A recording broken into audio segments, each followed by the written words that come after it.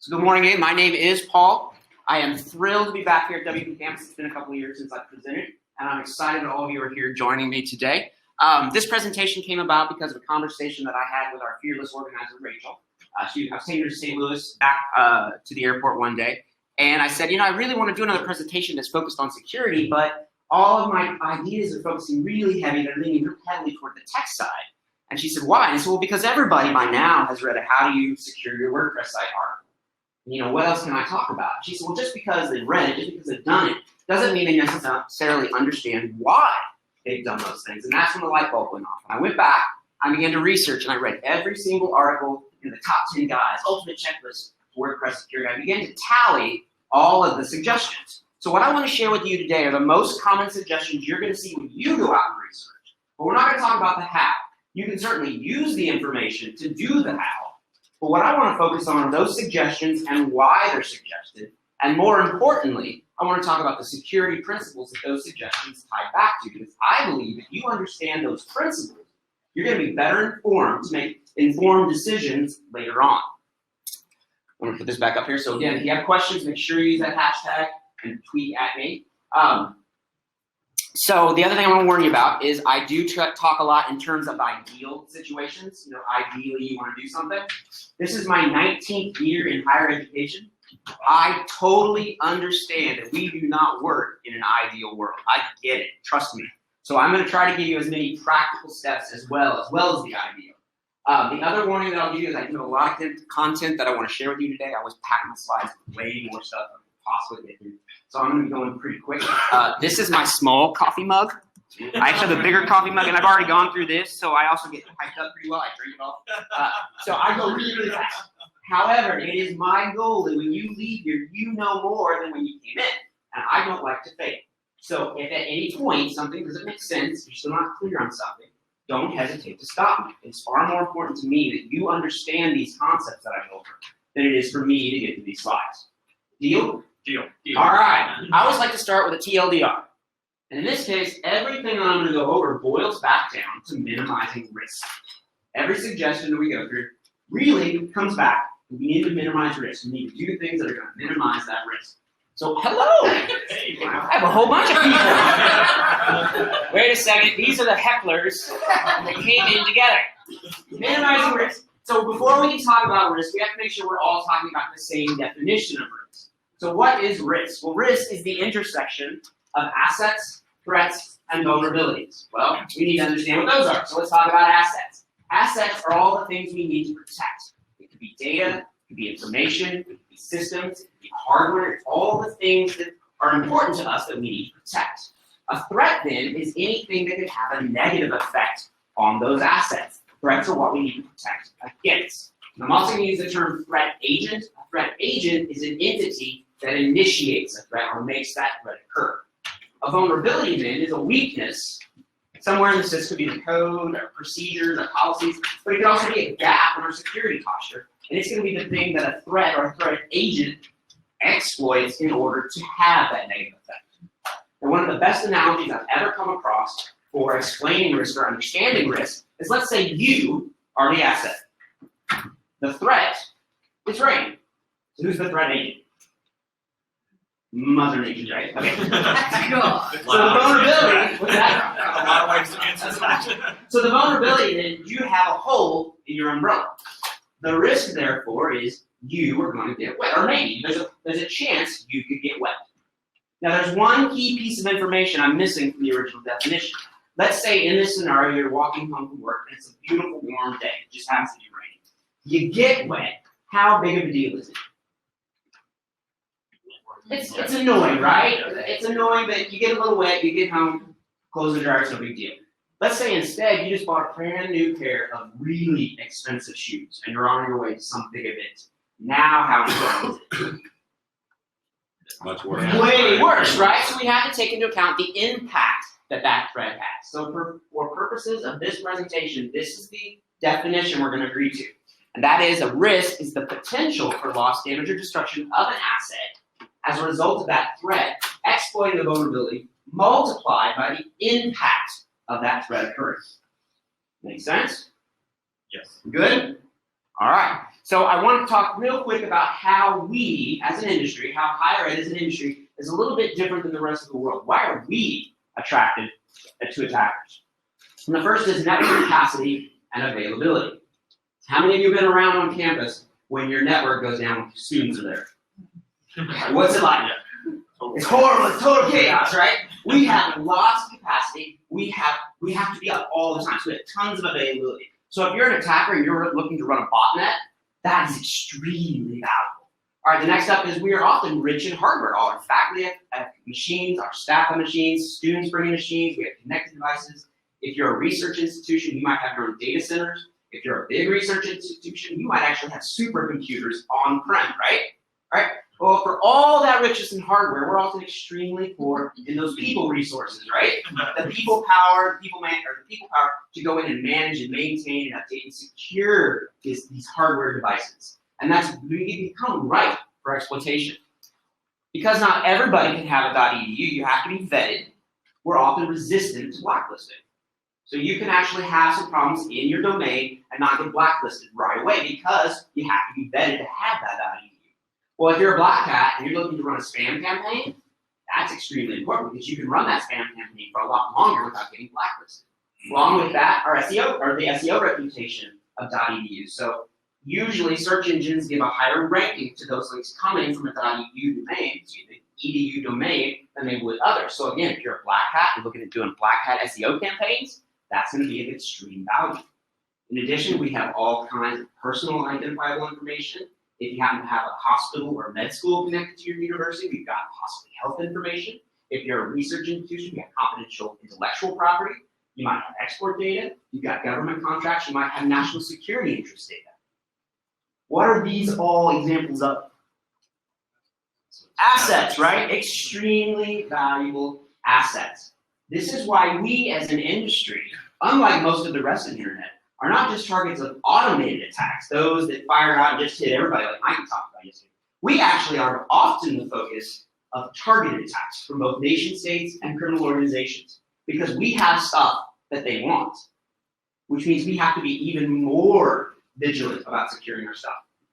Okay, I'm going to say that the list of items I'm going to go is not the list of importance. I want to make sure everybody understands that. It's in the order of which you're probably going to come across it. Make sense? All right, so the first one, backups. Well, what do I mean by backup? Everybody should probably know, but that's a snapshot of both the files that comprise your website as well as the database. All right? Why? Why do you need to back up your stuff? Anybody? What's that? So you go back, right? Yeah. Always have a plan B, right? Well, backups are designed to address two types of threats. First is the threat of data loss or damage, and the second is the disruption of your site or your service. All right, so how do backups reduce risk? Because you can always go back. It lowers the impact of the threat, correct? If you know you've got a solid backup in place, losing some data or losing it all together isn't as critical because you can go back. Now, keeping in with the theme of gaming for WPCampus this year, I'm going to talk about bonus points. You're going to earn bonus points for these things. So one of the things, or several of the things that I noticed when I was doing this research was that a lot of the articles didn't discuss how often you should back up, what you should back up, the types of backups that you should be doing, and how to protect those backups. Now there were some, but just not as often as you just had, you should back up. They kind of just said back up and then left you hanging. So what should you back up? Or how, so let's start with how often should you back up? Depends on your data, right? It depends on how much risk you're willing to accept and how much risk you're willing to accept in losing that data. So as a rule of thumb, I usually say with data, start with data. Now, if you already know we only make an update once a week, all right, well then just plan your updates to happen right after that. If you're more often, you might have to adjust that schedule. What should you back up? You could do everything, but backups are going to get expensive. You're going to have to pay for that storage, right? So you should back up those things that you can't get from elsewhere. Ideally, that's going to be the contents of your Outpost directory and your database. Because you have custom themes and plugins, where should that live? Ideally. Version control. Yeah, version control. So you can just push over to the latest version. And where should you get the rest of your plugins and themes? The repo. The repo, the originating source, because you know those are clean. Again, that's ideally. No. It's close, right? It's close. So it might mean that you have to back up the entirety of the WP contents directory. It's totally fine. Just know that in the event of a breach, it makes it more complex because now you're going to have to make sure that all the other things in that backup aren't corrupted. Good? All right. So some other things are how long should you keep a backup? Depends again on how much risk you're willing to take, right? We came across 4 sites that were compromised recently back in May. And they actually did a great job. They had daily backups for 30 days. But what happened? Yeah, the breach occurred before the 45. And so they were left again with no backup solution. So I suggest start with 3 months and then go from there. Again, it's going to depend on how much risk you're willing to accept versus the cost of retaining those backups. Now, your backup should be in triplicate. This is one thing that I will give Mikey credit for. He just did a post Tuesday about the types and some other things I talked about. I messaged him like, dude, you stole my slides. So your backup should be in triplicate. You should have a hot backup, one that is immediately right next to your service system so you can immediately restore in case of a situation. You should have a cold backup that's close, that takes a little bit longer, but it's physically separated. And then you should have a remote cold or a long-term storage backup that is geographically located somewhere else. So if the place where your physical server, your services live is cratered, you still have that additional backup. Now, a lot of cloud storage systems have made this a lot easier because you can actually sync your cold to your long-term, and then you got it out in the cloud, which is actually multiple locations. Now, as soon as you make the backup, what does the backup become? An asset. An asset. So it's one more thing you've got to protect, right? It becomes an asset.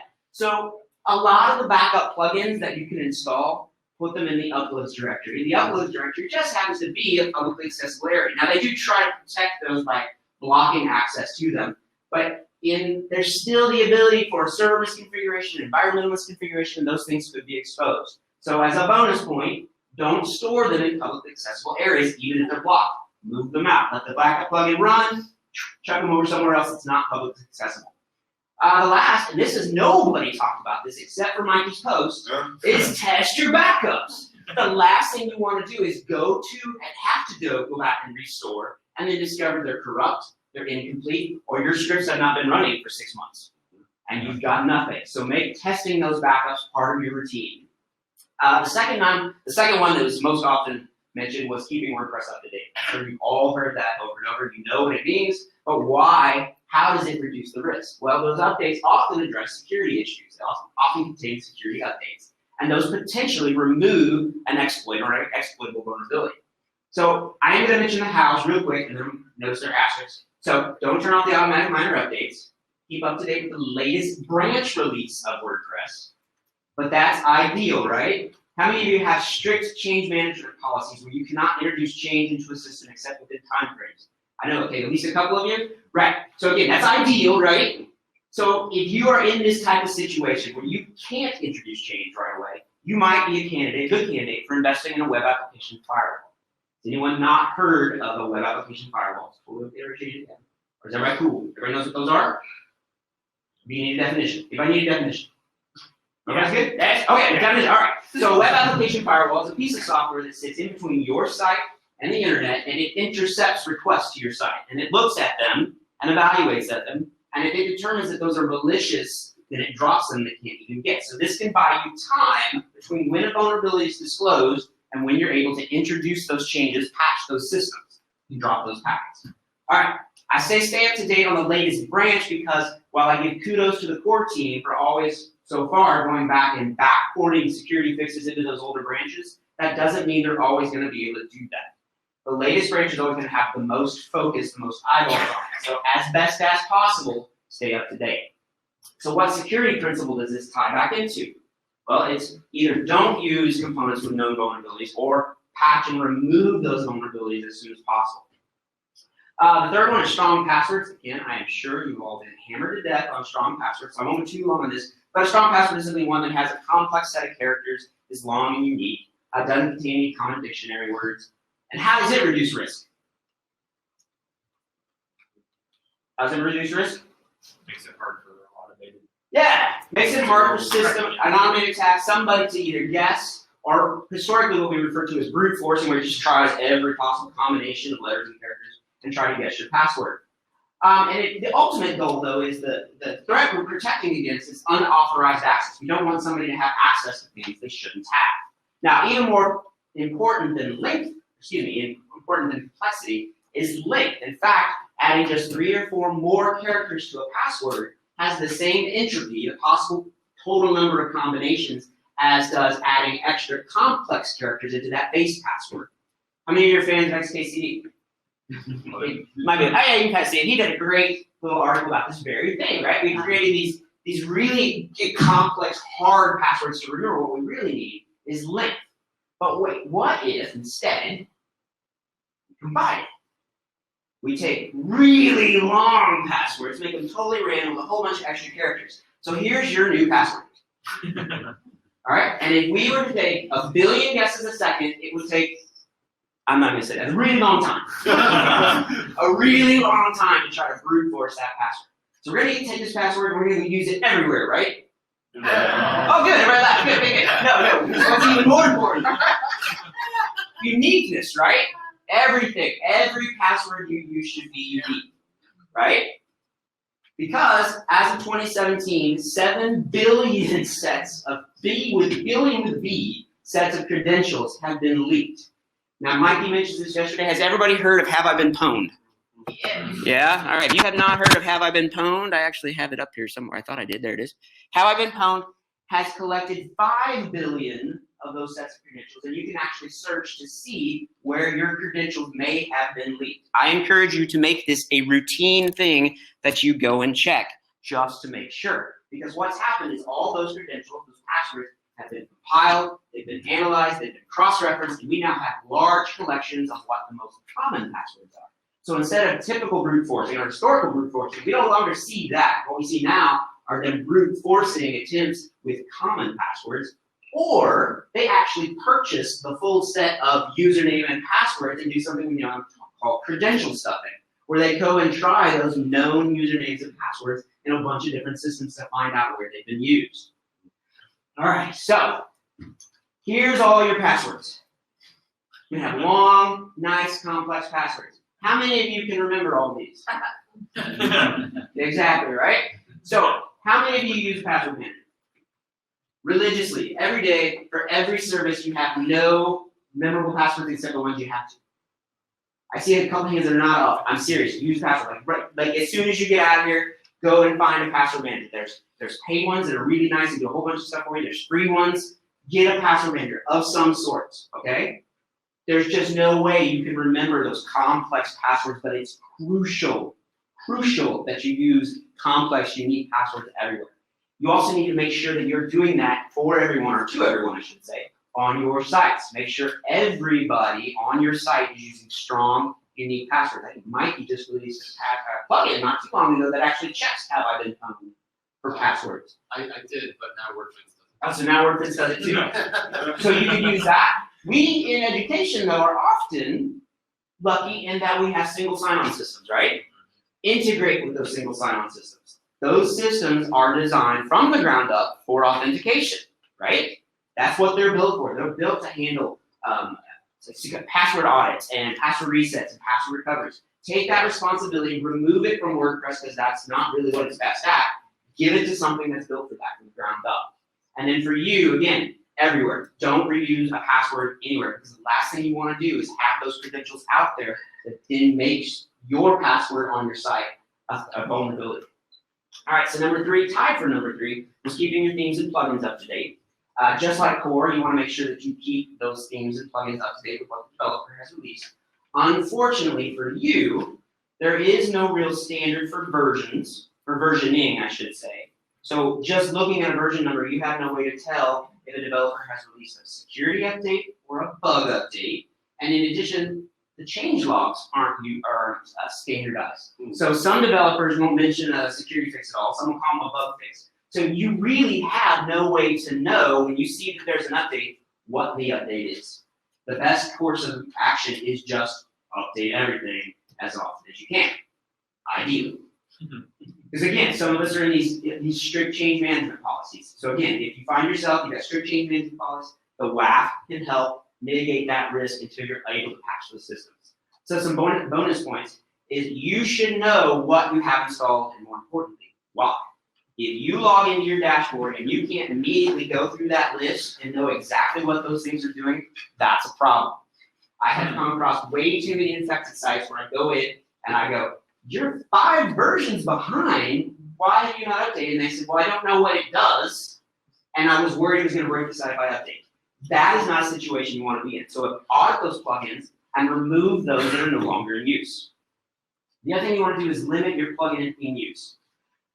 I'm not saying don't use plugins, don't use themes, but limit. Patch management is hard. And the more things you add in that have to be patched, the more complex it is to initiate those patches and do those patches. So limit it to just exactly what you need. Everybody good so far? Mm-hmm. All right, next up is hosting providers. Specifically, they talk about choosing a good host provider. The reason is it doesn't matter how much time and energy you spend securing your WordPress site if your host is insecure, right? Mm-hmm. It's that weakest link in the chain. So you want to make sure that, and it's also one of the top vectors for compromised site. Security principles in play here could be, again, don't use components with known vulnerabilities, or patch those vulnerabilities if they come out. It could be establishing secure defaults and failing safety. Pantheon does a good job with this. If you fail, they actually have like WP-Config, doesn't contain any of your database information at all points to environmental data. So if there was a security misconfiguration in your WP file that's exposed, it's all right, they failed safely. So failing safely, separation of duties and isolation of services, both of sites, I should say. So separating sites so they can't cross-contaminate each other, but also segmenting or isolating services so they can't contaminate each other. Now, many of us don't get to choose our hosting provider, right? In higher ed. All right, so as a bonus point, go back. If you don't control your hosting provider, go back and at least look and evaluate. It's okay, what am I running? What is running on this service that I run my sites on? And look and begin to engage with those teams. If you notice that Apache's out of date, go to those teams and say, I noticed this is out of date. Can you explain why? It could be that they actually backported the security fix and the version number just didn't change, so it's a false positive. But it could be that they were hesitant to introduce that change because they didn't know how it affected your site. So go back and work with those teams. Number 5 is limit login attempts. It's simply some mechanism that as somebody's attempting to log in, there's X number of failures, it will either block the account or block the IP. How does this reduce risk? Limits brute force. Right, limits brute force. If the threat is unauthorized access, like we talked about earlier, the vulnerability is a weak or compromised password, then this is going to reduce that ability for the attacker to iterate over those common passwords. So the security principle in play here is minimizing attack surface. So we have another phrase we have not defined. So let's talk about minimizing attack surface, or what attack surface is. So you can think about attack surface as being all of the different ways, all the different paths and avenues, etc., that commands and data come into your application and back out of the application, plus all of the code that secures those pathways, plus all the data, third-party data and your own data flowing through your application, plus all of the code that protects that data. Because your code that protects the data can have vulnerabilities. So this makes up the entirety of your attack surface. What's that? That last bullet point was scary, but yeah, let's go. Yeah. So to further illustrate this, we'll go back to our rain example. So if I have an umbrella that's raining, I'm protected from up top, right? Well, what happens if a big old gust of wind blows from the side?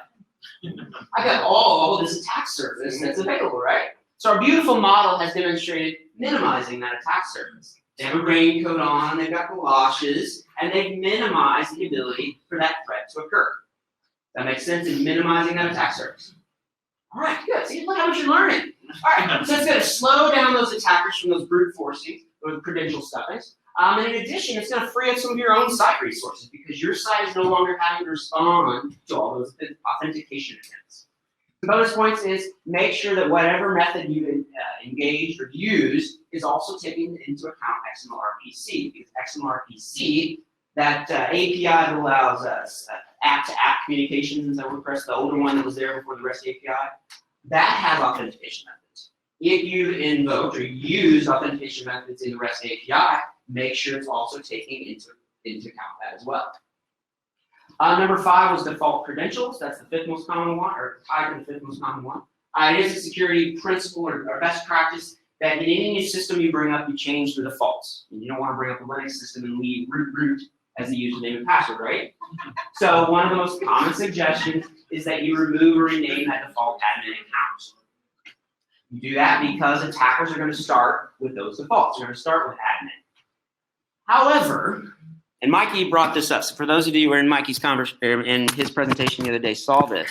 But I happen to be a huge fan of WP-Scan. If you saw my previous access denied presentations, I went through a full thing with WP-Scan. Everybody see this in the back? You see the Okay, so WP-Scan is a black box scanning tool specifically written for WordPress. It does evaluations, it goes through, it finds themes in use and plugins in use. But one of the other things it can do is do some brute password attacking with common passwords. But the other thing it does is notice, and I'm going to do it on this board, notice what it found. It does user enumerations. So even though I changed the admin password, what did it find? Or excuse me, I changed the admin account, excuse me. What did it find? The admin user. And then I had a brute force against some 1,500 common passwords, and look what it found. It was able to identify that password. So in addition to just changing the admin password, you want to make sure that you remove or at least reduce account enumeration, because it's not going to do any good to change the admin user, excuse me, if they can just turn around and scan, grab those usernames, and then start brute forcing again anyway. All right, number 6 is two-factor and multi-factor authentication. Simply, if you've never heard of this, it simply adds an extra layer to the authentication steps. So after you log in, you have to provide some third piece of data. That typically happens with either a email. It sends you an email to your account. You have to grab a pin. It might ping your phone. It might text message you. You can also do hardware, little YubiKeys as your extra authentication. Excuse me. So how does this reduce risk? Yeah, you got more things, right? It adds an extra layer of defense to that attack. So if somebody's trying to get in, somebody's trying to get unauthorized access, this gives one extra layer to that. So the security principle here at play is defense in depth. Has anyone not heard of defense in depth? And please, someone raise their hand, otherwise I'll be sad. There we go, okay. So I'm gonna explain defense in depth. We're sticking with games, okay? In Missouri, we have a game called Cornhole. Knew she was gonna laugh. As soon as I said it, I knew it. So has anybody not heard Cornhole? Don't know what I'm talking about? Okay, so it's a game where you've got a board and there's a hole in it, usually a old style coffee cup underneath it, and you got bean bags and you're trying to throw the bean bags into the bowl. A lot of places call it bags. Just call it bags? Okay, well, whatever. So I'm gonna draw and then I'll scoop this back up, okay? In case you can't see it, because I'm really short. I understand that. All right, yeah. So let's say instead of a flat board, we got a round board. All right, and that board has 4 holes, and it's spinning. How hard is it to get your beanbag through the board? Through the hole, win the prize. How hard is that? What's that? Crazy town hard. Crazy town hard? Really? If it's spinning. Well, it's not spinning that fast. It's just like a slow. You got a lot of options. Got a lot of options, right? All right, let's say it's not one board. It's 2 boards. Second board has 3 holes, small, and it's spinning in the opposite direction. Now, how hard is that? Stacked. Well, it's like this. Okay, yeah. So you have to pretend, sorry. Like this one's behind this way. Spinning that way, and this one's spinning this way. So how hard is that? Harder, right? But you can still kind of watch, you get a rhythm, and figure out where the holes align and throw it through, right? Look at me. Let's say it's not 2. Let's say it's 3, it's 4, it's 5, it's 8 boards, all stacked one another, all spinning in the opposite direction to the one in front of it, all with holes in different places. Now, how hard is it? A lot harder. It is extremely hard. That's defense in depth. All right? Defense in depth. It acknowledges that every layer of defense either has or could have holes, could have vulnerabilities. But by stacking a whole bunch, we're going to hopefully slow down that attacker enough that they either give up or we detect them beforehand and can block. Now, an automated attack. It skips my slide. Oh, you got to see this. Darn it, it skipped playing it. Where'd he go? Where'd he go? Where'd he go? Come here, come here, come here. Play it. There it goes. So an automated attack is like somebody on an automated machine. It's letting waste your game. But it's going to be loud, it's going to be noisy, it's going to be messy, and you're going to be most likely to hear or see. All right. All right, next one up, number 6, file directory permissions. It's just making sure that the permissions on your files and your directories are as low as possible in order for the application to run. Now, most of you probably said, okay, that makes sense. We already do that. But you'd be surprised how many companies, as they move to the cloud, have forgotten this. There have been huge breaches from Viacom, from Dow Jones, Comcast, that have placed things in Amazon S3 buckets, and then totally forgot to set the permissions correctly. So make sure you're doing this. So it reduces risk by ensuring that an attacker doesn't have unauthorized access to either delete things they shouldn't be able to delete, or see things they shouldn't be able to delete, or see things they shouldn't be able to see, or add things they shouldn't be able to add. So this is the principle of least privilege. Okay, so what is the principle of least privilege? It is that you give the necessary permissions to a person or a service in order to complete their task for a limited amount of time with the bare minimum that they need in order to do that task, and then go back and remove those permissions whenever they no longer need them. Right, clear on that? Because we're going to come to that one several times. So some bonus points is you should lock down all area of WordPress that do not need write access. Really, the only place that really needs write access is the uploads directory. And I'll give kudos back to Pantheon again. That is exactly how their setup is. Like, you do not have the ability to write anywhere except the uploads directory. And then the uploads directory isn't even in the same container as your web server. It's way over here with a, get the symlinks thing. Yeah, it's you. More symlinks. So if your environment allows it, don't just lock it down to read-only. Lock it down so that only the PHP process, the user that runs that PHP process, can read it. Now, it does mean, depending on your environment, this can be complex, because that means you can no longer update WordPress from the dashboard. You're going to have to go back and either change the permissions or change it somewhere else and then bring it over. Okay? It does make it more complex, but you're definitely adding those extra layers. Removing unused, kind of talked about this briefly earlier. Removing unused themes, plugins, and users. Again, it's just going through and looking and saying, okay, what plugins do I have? What themes do I have?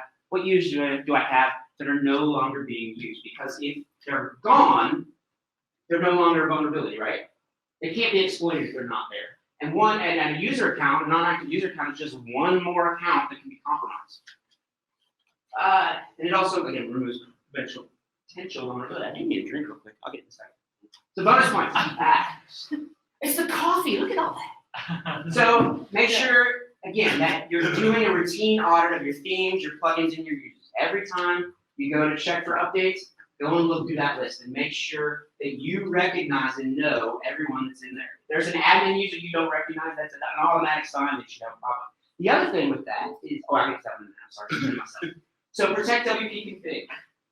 You ever see that one a lot? And it's another good security practice that you don't have configuration settings in publicly accessible areas. However, WordPress does that by default, right?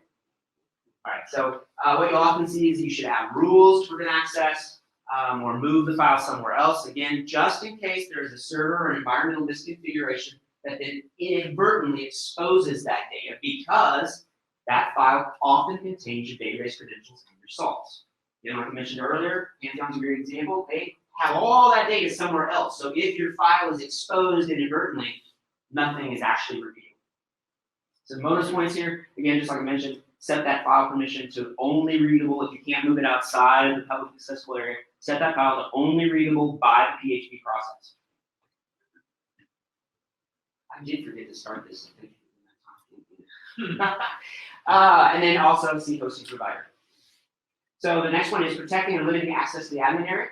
So again, it adds an extra layer of protection. Often the suggestions are to add like basic authentic access, where it'll prompt up and ask for another username and password, maybe adding a CAPTCHA. It reduces risk because it is going to add, similar to two-factor authentication or multi-factor authentication, it's going to add an extra layer of defense, and in addition, also minimizing attack surface. So some bonus points that I like to do, in fact, it's part of our routine process at the University of Missouri. Every site we launch is limited. We limit the login areas, we limit the admin areas to only specific IP ranges. So let's pretend that this represents the 3.8 billion IP addresses possible with IPv4. It's a big bulk right here. All right, let's say my address is 6485.59.68, and I've decided that anybody that wants to log in has to have an IP address that starts with at least 6485. I've limited it from 3.8 billion down to, can you see that tiny little sliver? Nope. No? Let me zoom in a little bit. Can you see it now? Let me zoom in here. There, now can you see it? So I said, all right, here is everybody in the whole world can log in. No, we're going to limit it down to 65,000 addresses. That's more than 65,000 users. I'm going to limit, okay, look how long again? All right, I'm going to limit it down to a narrow set of users. That is drastically going to reduce who can actually access those areas. And we've seen those brute force attacks go from instantaneous, like moments after we launch a site, and constantly all the time taking up resources, to zero. Because as an institution, we are lucky, often in higher ed, that we have access to virtual private networks. Like our resources on campus, you're not allowed to access off campus unless you connect to the VPN. So a lot of us have VPNs. Require that your users use a VPN. If you're not familiar with a VPN is a service that encrypts the connection from your computer out to another server service, so you can go over an unknown network, and then it looks like your request originated from that IP. So you can be anywhere in the world, and it looks like you're coming from that IP address, giving you the ability to lock down those IP regions. But again, XMRPC has authentication methods, so make sure you're also locking down access to XMRPC either to your known ranges, or if you're using a third-party service like Jetpack, lock it down to its ranges so it can continue to communicate. Which they refuse to share publicly. But you can. You go to aaron.net, you can look up network ranges of anybody. Right. So there are services that will allow you to look up those, and they will change, so you do have to be vigilant. Again, it's that trade-off. How much risk are you willing to take? Limiting user roles, we kind of talked about this. This is actually an example of what? We just talked about it. Limiting their role. Reducing surface. Attack surface, what else? Least privilege, right. So we're going to give them the lowest possible permissions and roles in order to perform their jobs. And then we should only log in with elevated privileges when we actually need those elevated privileges. Now, unfortunately, WordPress only ships with 6 roles, right? We got none, subscriber, contributor, author, editor, and admin. And what kind of role do you have to be to, say, add a menu item? You gotta be an admin, right? So how many of you had an editor and they're like, I need to add menus? Or edit widgets, right? Right. You gotta be an admin. How many of you had users, editors go, I need to do this? And you're like, no. Good, no, good. But a lot of times we take the path of least resistance, right? We just get admin. So again, we don't want to do that. We want to minimize that damage. Because it could be, it's not even malicious, but they could accidentally do things. So it reduces the opportunity for an accidental problem or even disgruntled employees.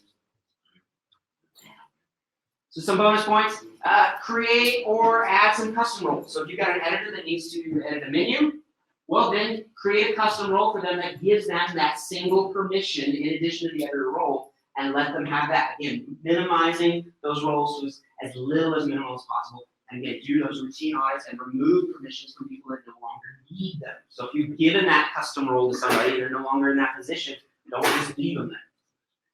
All right, use a security plugin. This is often a common one that you'll see. And it's you basically install a plugin that tries to do a bunch of or multiple of these best steps for you. And it reduces risk by implementing those. Again, minimizing attack surface. It could be defense in depth. It could be several different ones. And it's handy if you're not really comfortable with some of these methods doing it yourself. It makes it nice and easy to kind of do them all at once. And they're usually fall into 3 categories. And that's auditing, so they can do some plugin auditing or user auditing for you.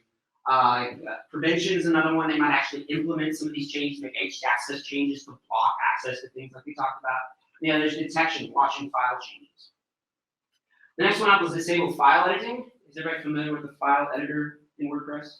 Yeah, so if you're an admin, you have the ability to go in and edit themes and plugins directly from the admin dashboard. So you'll see this a lot, and that's to disable it. It does minimize risk, and it's that minimizing that attack surface. The interesting thing here is that you have to be an admin in order to have access to it. So I wouldn't say this is so much minimizing the attack surface for an external threat so much as I would an internal threat. And not really even a threat negatively, but an inadvertent threat, accidentally going and doing things or thinking they can make a change and then breaking things. I wish Core would actually just disable this by default and then make you consciously turn it back on.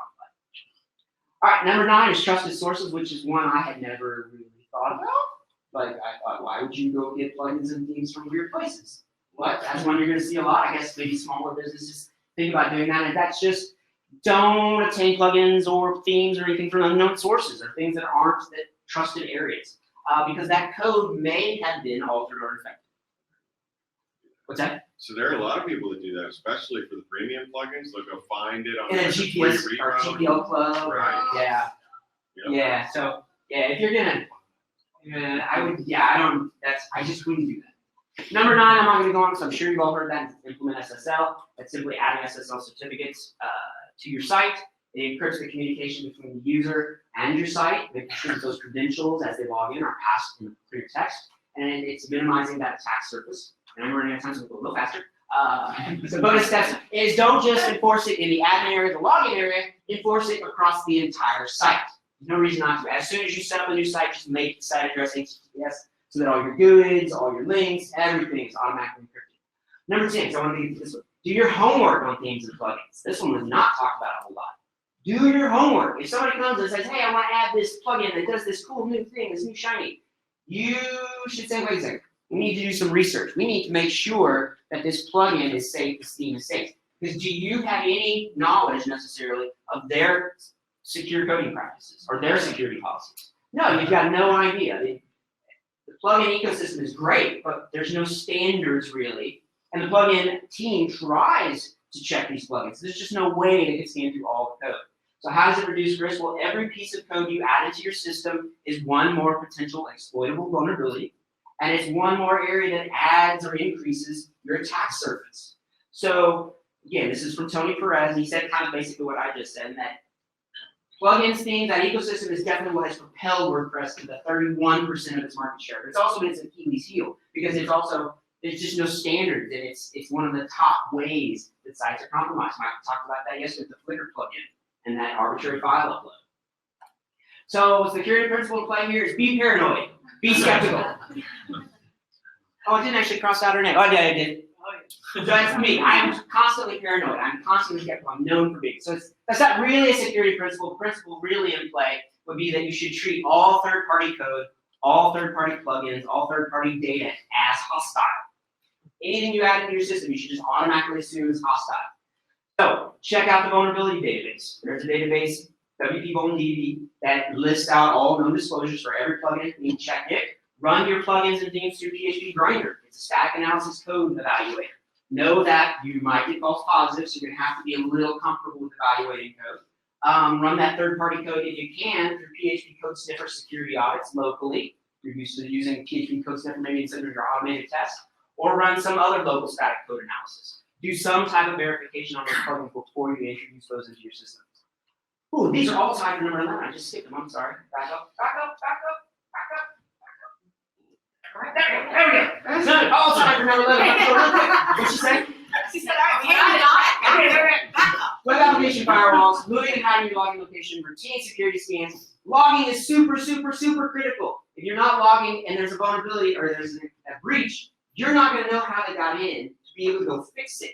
So logging is super critical. And then securing your local machine, just making sure that your local machine isn't introducing vulnerabilities and breaches into your systems.